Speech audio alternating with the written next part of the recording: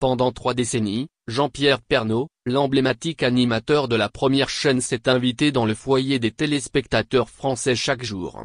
Le mari de Nathalie Marquet a pour toujours décidé de mettre en avant ses propres positions, connu pour son franc-parler et pour son style décontracté, et il a su gagner la confiance des Français. C'est donc un tour de France qu'il proposait chaque jour, lui qui voulait mettre en avant le savoir-faire français, les traditions et les coutumes qui lui sont chères. Les téléspectateurs étaient également fans de ses coups de gueule, lui qui n'hésitait pas à dire tout haut ce que beaucoup de personnes pensaient tout bas. On pense notamment à ses réflexions pendant le confinement, notamment sur la désobéissance de certains Français qui n'étaient pas punis par la loi puisqu'ils remarquaient une absence notable de contrôle dans la rue. Ces petits coups de gueule lui permettent de se rapprocher encore plus des Français et de conquérir pour de bon leur cœur. Il fait d'ailleurs partie des personnalités préférées des Français, aux côtés de personnalités comme Jean-Jacques Goldman et Omar Sy. Pour un journaliste et présentateur du JT, c'est une belle récompense. Mais chaque chose a une fin et Jean-Pierre Pernaut a décidé de partir à la retraite et de laisser derrière lui le journal télévisé. Et c'est Marie-Sophie Lacaro qui a eu la lourde tâche de succéder à ce monstre de la télévision. Hors de question pour la présentatrice de se contenter de faire la même chose que Jean-Pierre Pernaut. Avec ses équipes, elle a travaillé pour que le journal télévisé lui ressemble et évolue dans le bon sens.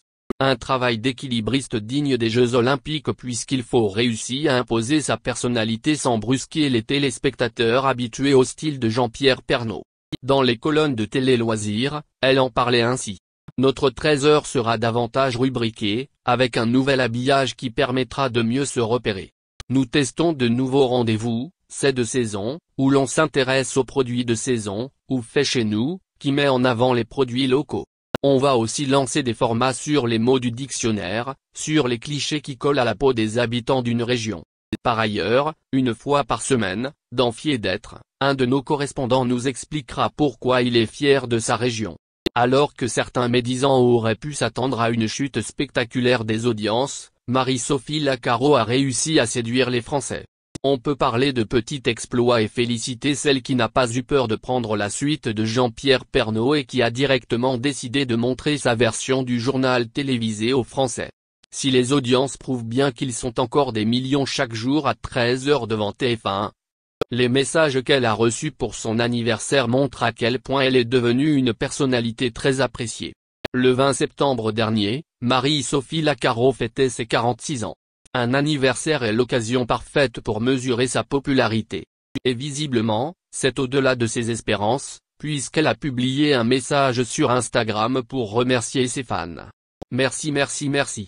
Avec tous vos messages pour mon anniversaire, vous me faites voir la vie en bleu ce lundi.